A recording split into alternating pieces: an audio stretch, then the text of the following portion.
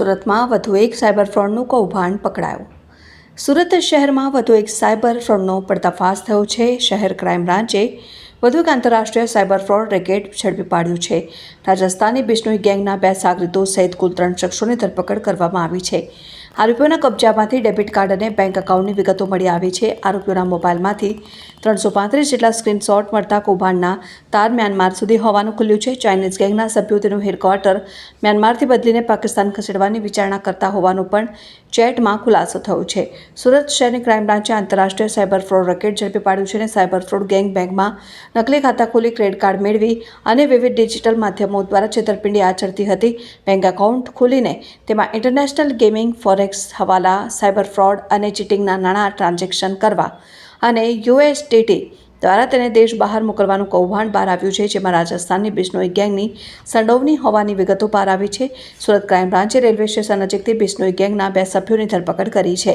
તેમની પાસેથી મળી આવેલા સ્ક્રીનશોટમાં ચાઇનીઝ ગેંગની વાતોથી આ મામલે ચોંકાવનારો ખુલાસો થયો છે અને શહેર ક્રાઇમ બ્રાન્ચે સુરત રેલવે સ્ટેશન નજીકની એક હોટલમાંથી રામ સ્વરૂપ બિશ્નોઈ અને સાગર બિશ્નોઈની ધરપકડ કરી છે, જેઓ રાજસ્થાનના જોધપુરના રહેવાસી છે. તેઓ બેંક એકાઉન્ટ ખોલવા બાબતે સુરત આવ્યા હતા અને તેમની ધરપકડ કરવામાં આવી છે. તેમની પૂછપરછ બાદ બોટાદના ગાબુ સંજયની પણ ધરપકડ કરવામાં આવી હતી. આ સમગ્ર મામલે અત્યાર સુધીમાં 3 લોકોની ધરપકડ કરવામાં આવી છે, જ્યારે અન્ય 3 લોકોને વોન્ટેડ જાહેર કરાયા છે. આ કેસમાં બોટાદથી ગાબુ ઉર્ફે સંજય રામજીભાઈ અને જોધપુરના રામ સ્વરૂપ શિવનાથ રામ બિશ્નોઈ તથા સાગર ભાગીરથ બિશ્નોઈ સહિત 3 આરોપીઓને ધરપકડ કરવામાં આવી છે, જ્યારે અન્ય 3 આરોપીઓ વોન્ટેડ જાહેર કરાયા છે અને આરોપીઓ પાસેથી મળી આવેલા 8 મોબાઈલ ફોન અને તેમાંથી મળેલા 335 જેટલા સ્ક્રીનશોટ કૌભાંડની ગંભીરતા દર્શાવે છે અને આ સ્ક્રીનશોટમાં ક્રાઇમ બ્રાન્ચને ઘણા ચોંકાવનારા ખુલાસા મળ્યા છે.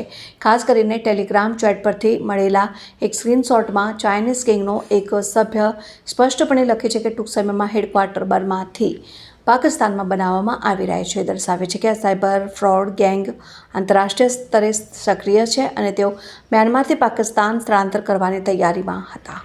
સુરત ક્રાઇમ બ્રાન્ચના પોલીસ ઇન્સ્પેક્ટર જોગરાણા અને એની ટીમને એક ઇન્ફોર્મેશન મળી હતી કે આંતરરાષ્ટ્રીય સાયબર ફ્રોડ કરતી ગેંગના સભ્યો 2 સુરત શહેર ખાતે આવેલા છે અને રેલવે સ્ટેશન પાસે આવેલી જનતા હોટલમાં રોકાયેલ છે.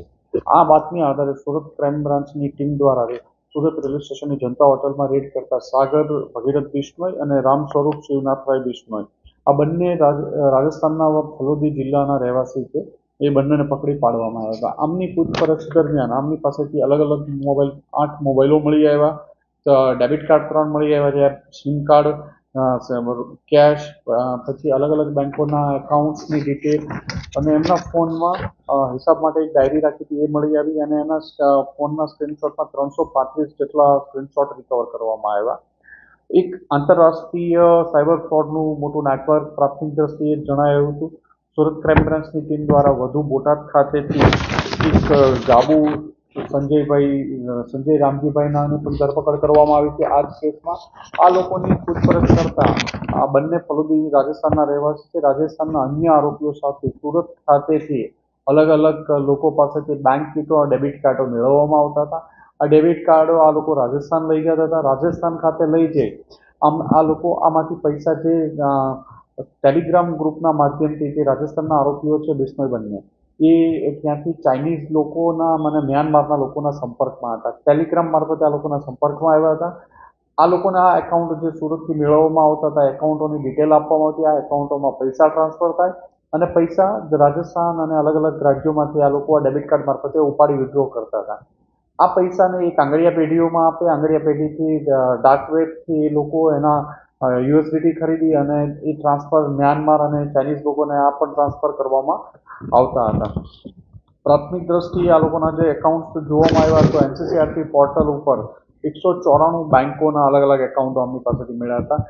જે બેંકોના એકાઉન્ટો 194 મળ્યા અલગ અલગ બ્રાન્ચોના, જેમાં વધુ જોઈએ તો સિટી યુનિયન બેંકના 68 છે, પણ PNB, state bank of India, UBI, ICICI bank વગેરે બેંકોના અલગ અલગ એકાઉન્ટ મળ્યા હતા. અને આમના ઉપર 500થી વધુ એનસીસીઆરપી પોર્ટલ ઉપર ફરિયાદો મળી આવી છે, જેમાં 60થી વધુ ગુજરાતની ફરિયાદો છે અને અંદાજે 50-60 કરોડથી વધુનું પ્રાથમિક દ્રષ્ટિએ જે સાયબર ફ્રોડ હોવાનું જણાય આવે છે અને જેમાં આ લોકો સીધા જ ચાઇનીઝ અને મ્યાનમાર કંબોડિયાના લોકો સાથે પણ સંપર્કમાં હોવાનું મળે આવે છે. એમની ચેટ કરીને અને એ પણ જણાવે છે કે હેડક્વાર્ટર હવે મ્યાનમાર બર્માથી એ લોકો શિફ્ટ કરી પાકિસ્તાન કરવાનું વિચારી રહ્યા છે. એવા મોબાઈલમાંથી સ્ક્રીનશોટ પણ મળી આવ્યા છે અને એક આંતરરાષ્ટ્રીય નેટવર્ક શોધવામાં સુરત ક્રાઇમ બ્રાન્ચને સફળતા મળી છે અને વધુ આ બાબતનું ઇન્વેસ્ટિગેશન ચાલુ છે. આ લોકો સુરતમાં રેલવે સ્ટેશન પાસે જનતાનગર પાસે છે, જનતાનગર હોટલમાંથી મળી આવ્યા.